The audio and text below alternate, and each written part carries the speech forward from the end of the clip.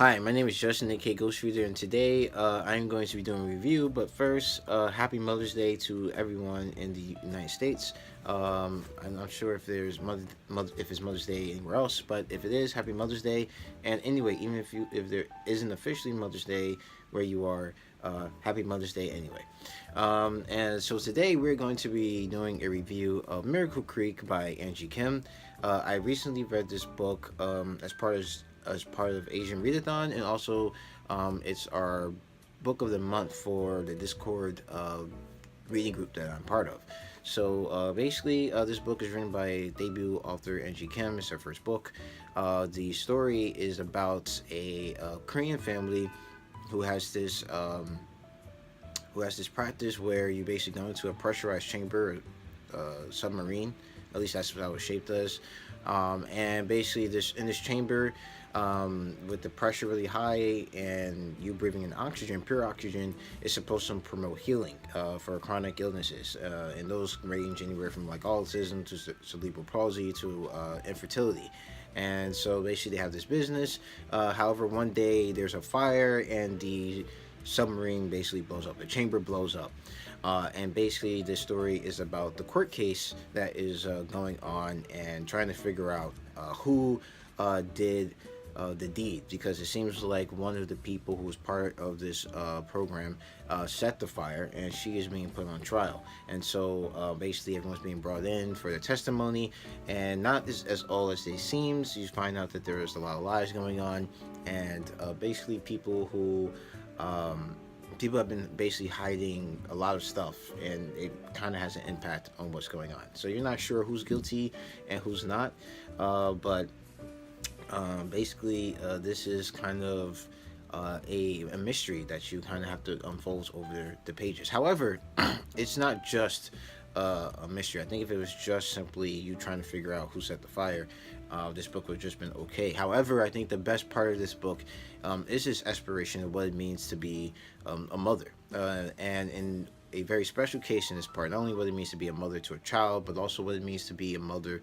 to a child that is permanently disabled. So in this book, a lot of the women in this program where they're doing these dives, which is when they go into the submarine, and for these treatments, is a kid has cerebral palsy, two of them have autism, and basically they're trying to find ways to help their children become better, at least be able to socialize better, and gain more skills. And so they're trying to do a lot for their children. One lady is taking her child to a whole bunch of treatments in order to see if she can see some improvement in their child. And so it kind of goes into the exploration of what it means to be a mother to a child who's disabled and you may never actually get better. For a lot of these mothers, there is, of course, it's a 24-hour.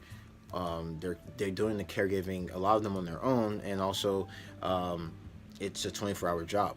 Not only is it a 24-hour job, but looking into the future, it's basically a lifetime job. So their child is never going to one day get up, and at least the children in this story are never going to be able to get up one day and leave the house and have a fulfilling career or find a husband or anything like that.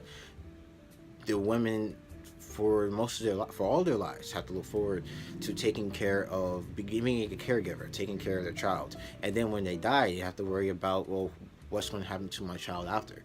And so that is a lot for these women. They're facing, as mothers, they're facing a lot of pressure. And I mean, it's already a lot of pressure to perform as a mother as there is with a normal child, to raise a child. But it's a lot more added pressure when that child is disabled. And for one of these women, attending this court case in a way is a relief for her, because most of the time she is spending time with her disabled child, and now she has a chance to be away from the child for a while, and she feels guilty. And she feels guilty because she feels like she shouldn't relish having a little bit of independence.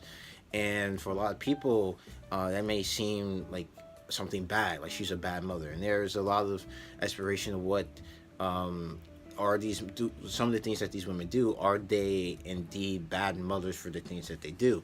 And in some cases, actually in most of the cases in the story, it's argued that no, it isn't. That it's a tough job to raise a disabled child, that you shouldn't feel guilty if you need to take a break for yourself every once in a while. That sometimes you are going to have, bad thoughts about your child, but that doesn't mean you're a terrible mother. It just means you're a human being. It just means that you're a flawed human being. And it's not just hard for the disabled mothers, even though they may have it harder. It's also hard for the one mother in the story that has a child who is quote unquote normal. They have a really hard time connecting, even though this child is one day going to possibly leave home and go and have a fulfilling life. She has a hard time connecting with her child because they recently moved over from Korea, and there's still kind of some resentment between the two trying to connect, and she felt like they never had that relationship. So basically, being a mother isn't something that is easy. Being a parent isn't something that is easy. It's fraught with a lot of you stress over a lot of things. You are trying to connect with your child, trying to make sure that your child grows up to be part of society. So you still want to make sure that they have the best life that's possible, and that can put a lot of stress on you. And this book kind of explores what that does to a person, how these mothers are, the sacrifices that they give, and just gave me a lot more respect, because I had respect for them as it was, but a lot more respect for what they go through, for the challenges that they face and for the challenges that they overcome. And so I feel like that was the best part of this book, the aspiration of a mother and their experience with taking care of being a permanent caregiver. And the story was great. I was on the edge of my seat the whole time reading this book. I read it as an audiobook, and I just couldn't wait to get back to it. I read it in like 2 days. So she did a really good job. I felt the ending was great. The person who is in fact the one who started the fire, took me to almost the end to figure out, which is good, because it wasn't like, oh yeah, that's the person. It actually took like a lot of thinking and trying to figure out who it was. So I really thought that was she did a really good job with that.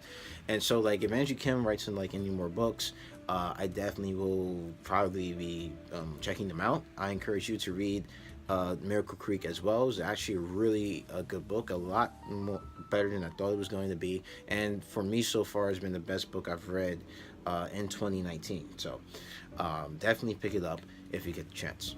And I just want to say before I end this video that to all the mothers out there, I'm grateful for all that you do, whether you have a child that is quote unquote normal or a child that is disabled, whatever situation that you're in.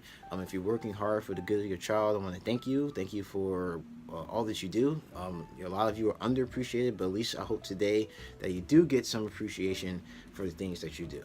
So I want to say thank you for watching this video. Once again, happy Mother's Day. If you like this video, please hit the like button. If you want to see more videos from me, please subscribe. You can follow me on Twitter at GhostFreeze28, and also on Goodreads. The link to that is down in the description box below. And as always, keep reading.